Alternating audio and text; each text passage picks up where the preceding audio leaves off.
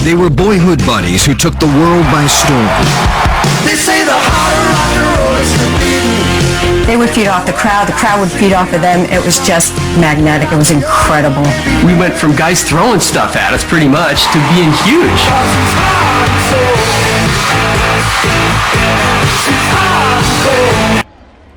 Judge drives that in the air to deep right. That ball is gone! Every college kid and every senior in high school, that was their music of 1984, 85. I want a new drug, one that does what it should. But the news release that sparked their incredible rally of hits almost never saw the light.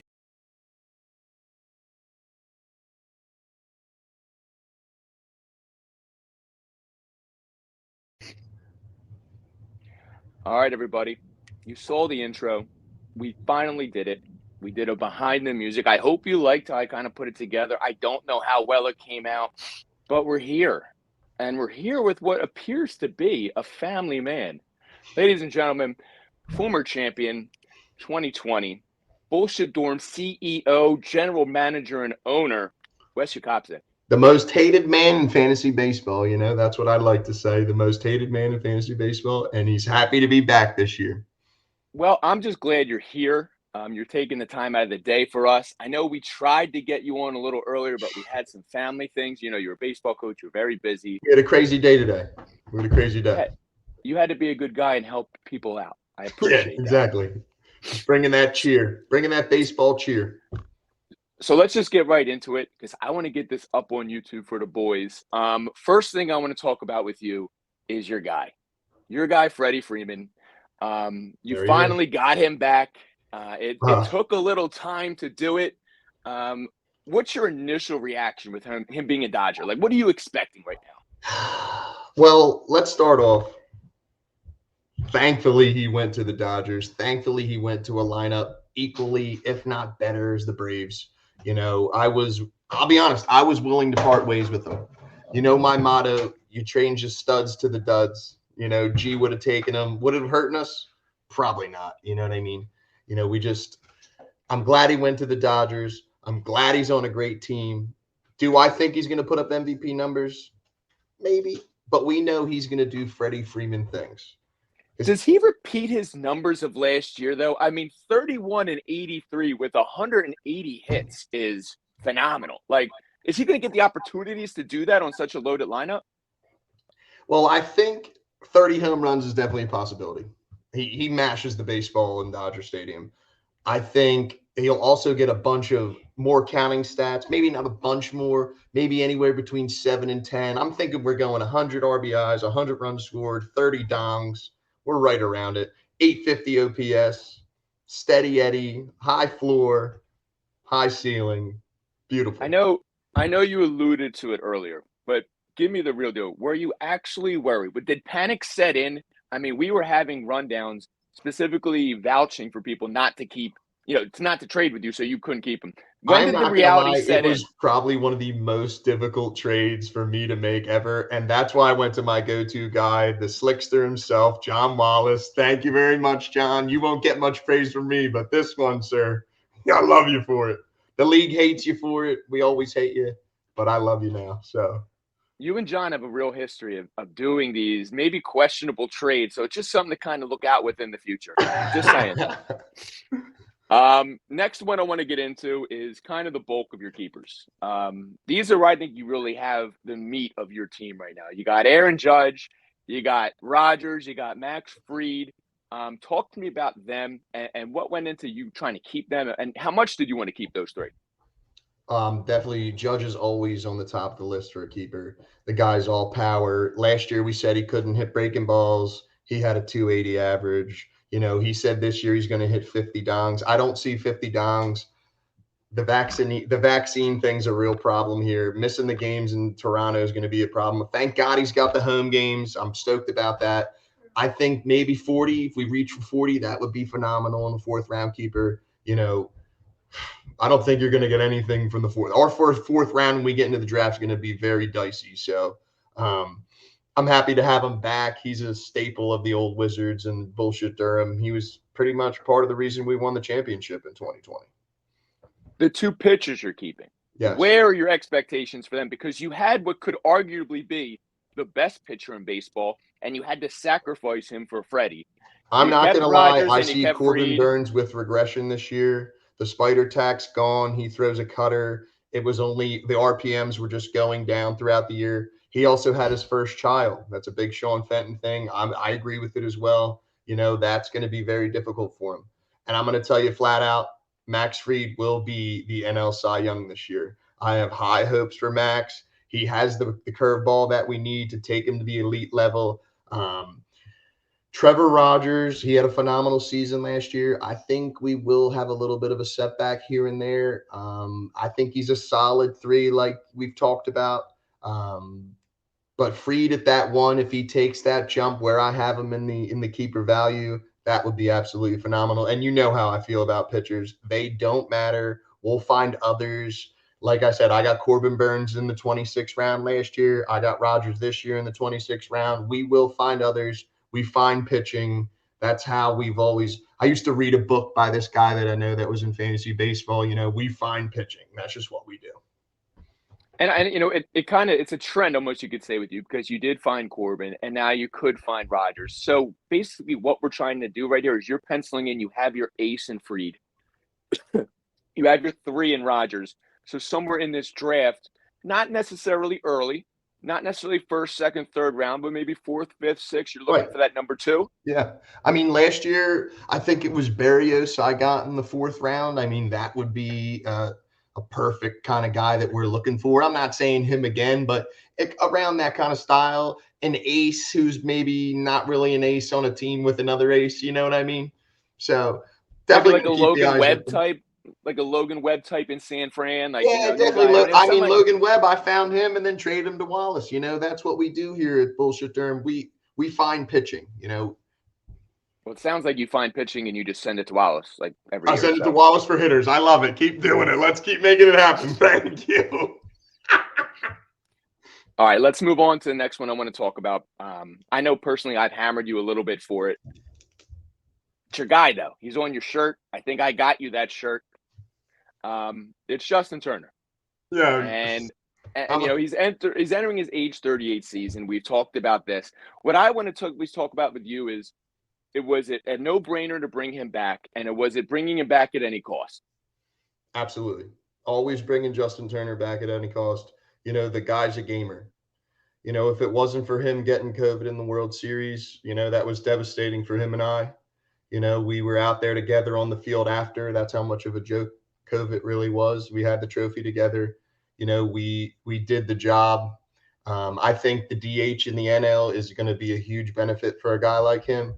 Instead of taking those days off where he doesn't play 3 days, he's going to DH those days. He doesn't have to be at third base every day. He doesn't have to be in the field every day. And we know he can flat out hit. We all know that. You know it. I know it. You've even told me he was one of your targets last year. Like everyone wants a piece of the Redbird, but that Redbird flies with me. I think everyone wants a piece of that Dodgers lineup. Personally, I can't wait. Anywhere they can get in there. I cannot wait. This is a big Dodgers heavy podcast right now with Cody in the back. I love it. Hey, Dodgers all day this year. With Turner, I brought this up to you earlier. He's got declining OBP, and now that is a single category in our league. We've separated OPS into OBP and slugging. We've seen it go from 415 to 406 to 372, and last year to 361, which is still a nice OPS. Kind of hinted on it earlier with him moving to DH. The Dodgers got rid of Pujols. They got Muncy playing third a little bit more now. Will the wear and tear of not playing third and just letting the Redbird focus on hitting at DH? Because I think that DH spot is his now. Absolutely. So maybe this OPS we can see a return? Am I worried about the wear and tear? He's 38? Yes, of course we are. We all are. But I think this year now, with the additions in the lineup, he's going to be hitting with Freddie Freeman, whether in front, whether behind. He is going to get pitches to hit, and he can take that time off. It's going to be interesting. It's going to be great. I can't wait to watch Dodgers games late night. You know me. You know yourself. Like, it could be 2 redheads just doing the job for the Dodgers. Okay, so then that brings us to the last question about Redbird. You had him. You could have kept him in the 10th round. You decided not to acquire a 10th round pick. He now is forced to be an 8th round keeper. Explain to me your thought process there, because it seems to me it would have been quite easy just to get another 10th. Well, when I made the deal for Carlson, which I know we're going to get to, I said, I can go out there and get it. I can make the move that I need to make to get the spots that I want. But as I was looking and as I was, kind of going into it, I was trying to stay away from as much as possible what my draft looked like last year. I know everyone's all, last year I had so many spots where I didn't have picks. It's very difficult to come back. It's very difficult when you miss multiple rounds and then you're up. It's garbage. That's I know you're saying, oh, it's only my 8th. That's pretty much your 6th, and you're struggling at this point. This draft is probably going to be one of the hardest drafts we've ever been a part of, and it's not going to be easy, and you're going to be sifting through a lot of garbage. Were there offers? Did you even talk about it to anyone? Was it a thought process? I talked to a couple managers, but I'm not doing the Jason G thing where I got to work the phone with you for 3-4 hours to make you feel like you're getting something here. I'm not into that kind of stuff. There's a couple guys that probably. I was going to say, do you think that's maybe why G missed out? And I mean, his draft is completely kind of shit right now compared to what it could have been. Do you think that's why he missed out? Because he just takes so long to make these trades. Managers are like, fuck it, dude. I don't even want to deal with you. Yeah, I don't disagree. I mean, I have a couple guys on my no trade list. G isn't one of them. I respect the guy. I think he's, average at best, but I do have a couple guys on the no trade list. You know who they are, obviously, I mean, I trade with everybody. So, I mean, I don't know who you was on your no trade list, but if you want to, that's why we're on the rundown. That's why we're behind the music. If you want to put it out there, put it out there. I don't have to put it out there. I think my horse puns have been good enough for everyone. So, little shot right there. That's all right. I get it now. I get it. We're going to move on to, I think, what the meat and potatoes of this behind the music is right now. It's Dylan Carlson. I need to know what you see in this guy. I need to know why you made a move for him. Talk to me about it. I'm not going to lie. I'm ecstatic about him this year. I've been watching him a bunch. He's gone through a bunch of swing changes. I thought last year was really going to be the breakout. Looking at Hoff's team, I thought he was going to be the main star. I really did. I thought he was going to have a breakout season. That was part of the reason why I got Arenado. And the Cardinals offense was, they play in a really weak division. And, he's only 23 years old. So we're definitely going to get some magic here. And I think that time is now. And hopefully, well, could I get egg on my face? Sure, I could. But 9 times out of 10, when I make a deal, it's the right deal. I will say that when you do make deals, more times than not, looking at it on a long-term spectrum, you duly come out on top.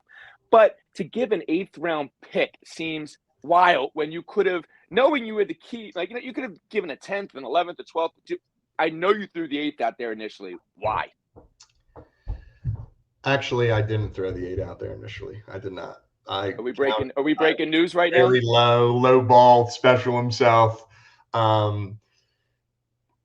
I feel bad for Hoffman. I'm not going to lie. I think his draft's going to be very difficult. I think I thought he was going to win it all last year. I think he made all the moves to win it all, and it backfired with Acuna and the deal he made with Babnew, and it just kind of all started spinning. I feel bad for the guy. I hope he's still in the league after this year when he comes in last, but I think it's going to be real difficult. With his draft is going to be very difficult. He's great. We know he's great. He'll figure it out, but it's going to be tough. Well, like the ticker saying, between Turner and Carlson, we're looking at a -11 in terms of draft value. I'm pretty big on that. It's one of the reasons I had to send Cody, back in there, because I can't keep him at 3rd round if he's getting mocked in the 9th or 10th round. I just cannot do a -6 keeper value on one. There's people like Ryan Babnew who have done it in the past with Stanton being a -10 value, and look what it's been for him. I think that's a large reason why he's had no success ever. Talk to me about how the 2 players you're keeping and their -10 value, how are you going to make this up?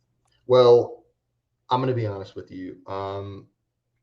I had Correa as one of my keepers. I really thought he was going to go back to the Astros. Once he went to the Twins with that kind of deal and the guaranteed money that he got, if they're done, he's done. He's not going to really be the Correa that we know and see for the Astros because he won't be playing baseball that means something to him. And I just couldn't keep him. I really couldn't. The value isn't there. It's not. I mean, I'm not going to lie to you. It's not there. It's not where we usually have it. Have I done this before? Sure. I just think it's going to be very difficult in those type of rounds to find the guys that I have there. You're not going to get a Justin Turner in that 8th round. You're not going to get a Carlson in the 10th. I mean, they got Frank Schwindel. That's a J-Will guy. He's being mocked at that round in our draft in the 8th through 9th.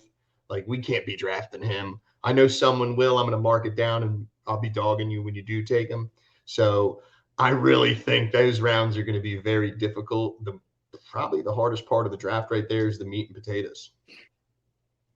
I get it. And I think that, what I hope you're doing, I don't know if you are because you're very busy. You're running a very successful business from your house. You're a minor league baseball coach. You're doing a lot right now. But I think that if you really put your nose down and start scouting those players who are ADP 180 to like 250, really start looking at that group of guys and who you're going to be able to select from and get your targets, get your guys, apparently, then I think you'll be okay. It just we depends always on have your our homework. guys. We got a lot of guys out there doing the God's work right now, checking out the hitters. I mean, that's why I got the call on Carlson. You got to jump when your scouts call you. It's what we do. We have Jonah Hill working in the system down there. So kind of the end of this, I'm going to wrap it up. I'm going to tie a bow on it. I know we always go back and forth in this, you and me especially, but it's in the group chat sometimes too. Phil's the defending champion. right. Back-to-back ties, he takes it. You won the title the year before on the shortened COVID season. In your mind, are you equal? Is Phil ahead of you in terms of, championship ranking? Like, what is going on here? A win's a win in my eyes. The win's a win. The COVID season was the craziest season we've ever been a part of. I'm not going to lie. That season was nuts. Every week you were losing 2 or 3 players due to COVID. I think Phil had a phenomenal run on the back half. He was horrible early on. If it's a shortened season, he probably doesn't even make the playoffs. You know what I mean? I don't even make the playoffs. You might not even have made the playoffs. It's a very different game that we had in 2020. This past season, I'm going to give it to Phil. He managed properly, and he really was on top of his game. I'm not going to lie to you, though. That's pretty much how you win the championship. In the 2020 season, all my moves hit. That's nothing different than a normal year. Like Phil, all his moves hit. When you won the championship, all your moves hit. And we were questioning them, every step of the way. Like, what is this guy doing?